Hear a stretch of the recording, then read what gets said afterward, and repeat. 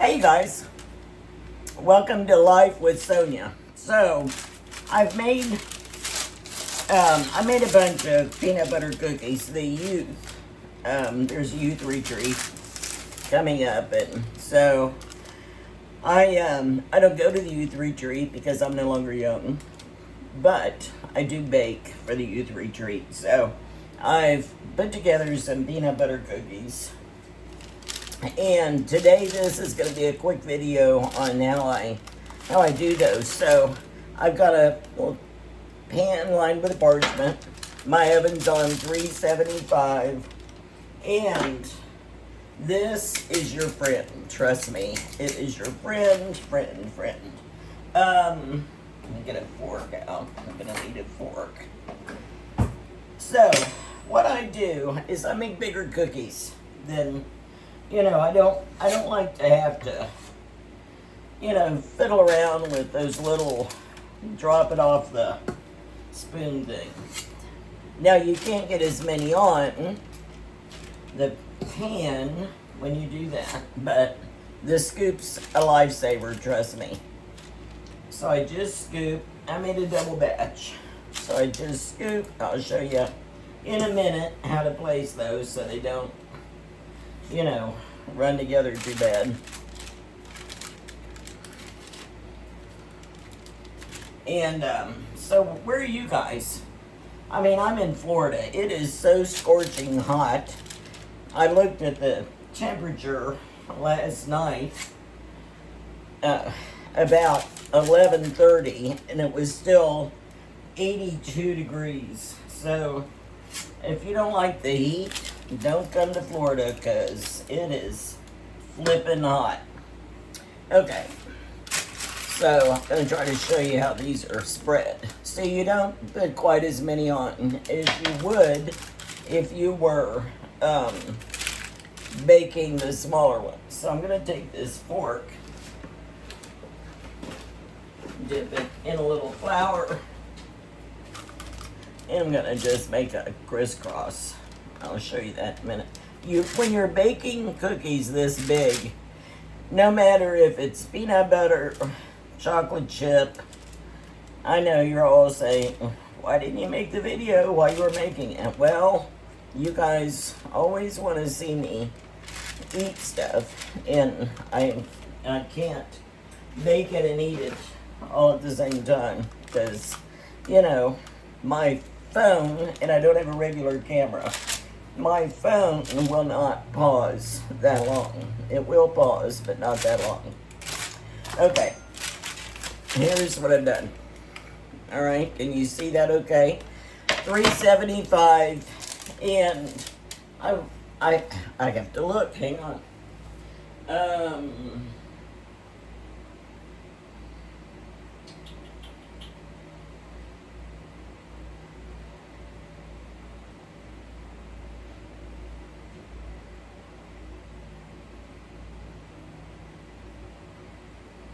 I want to say it's about 15 minutes. So that's what I'm going to do.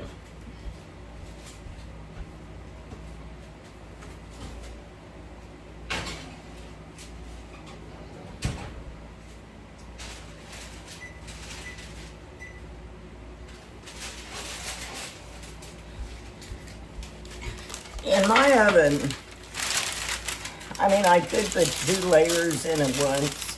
The problem is I like baking on the middle rack, so I only put 1 pan in at a time, and I use the parchment because it's a lot easier to clean up, so I'm all about simple. So just stand there and drop these from a spoon. It just ain't gonna happen. And I am not a person that cuts cookies out and decorates them.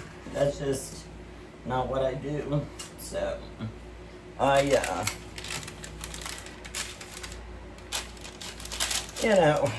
lazy. I'm a lazy cook. I'm a lazy baker. Maybe I should call my show the Lazy Baker Show. I don't know. And I'll tell you, if I didn't have a stand mixer, I wouldn't make anything. Just being honest. Because I'm not going to stand there and hold the mixer. It's not going to happen. Alright. Let's mash these down. I made a double batch. I think I may have said that. Anyway. So what are you guys doing today? Where are you? How hot is it? I need to be... It's even too hot to go to the beach. It's just too hot. It's too hot. I mowed yesterday. Still need to weed eat. That's not going to happen when it's 95 degrees. So, I just don't do it. Alright, I'm going to pause you for a minute and we're going to see if it'll stay paused, and then I'll bring the other cookies out. So, while those are baking, let me turn you around a little bit.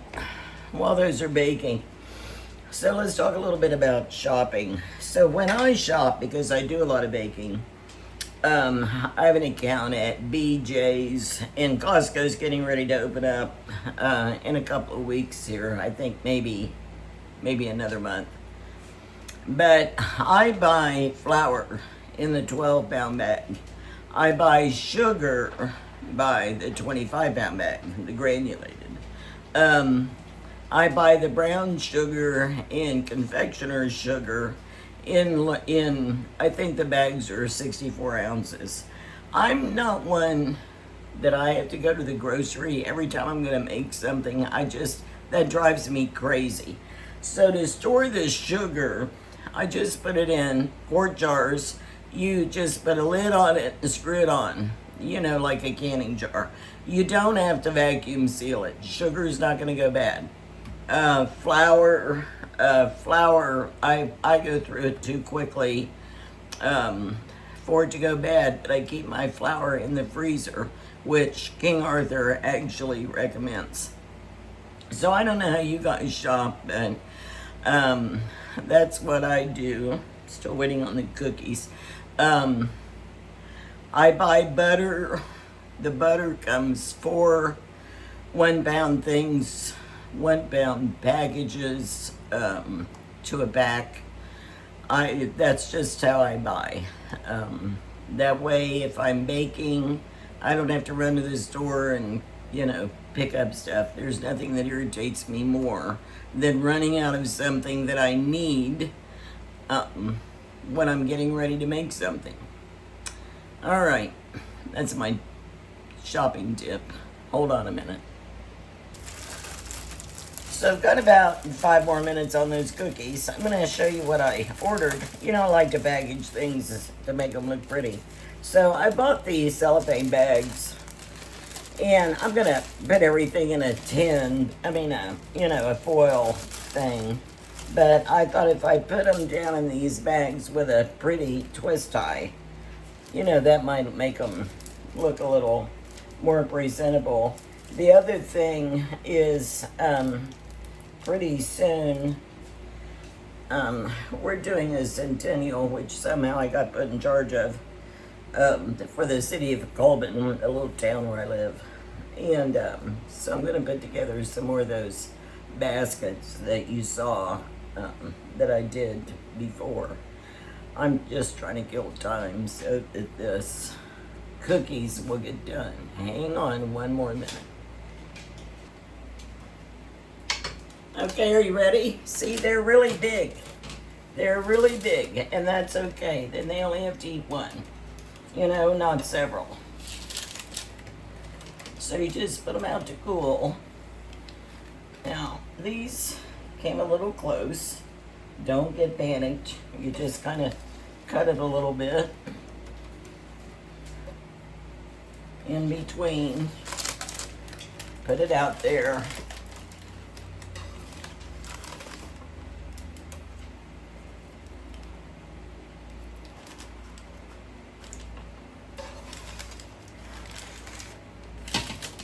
Now, if you want to do, oops, that one broke. I'm going to have to eat it. If you want to do the little cookies, you can do those. I'm just not it just takes too much time for me.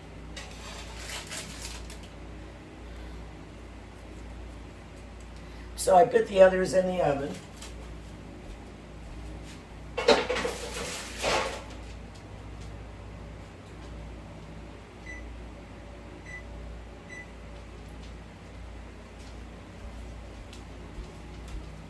also burnt my finger getting those out, just so you know. So anyway, these are good. There's nothing better than a hot cookie. So, that's a lesson for today. By the way, you can use your same parchment paper over, during your baking. So, you're stronger than you think you are. You can do more than you think you can. And you can make giant cookies. I love you guys. Have a great day.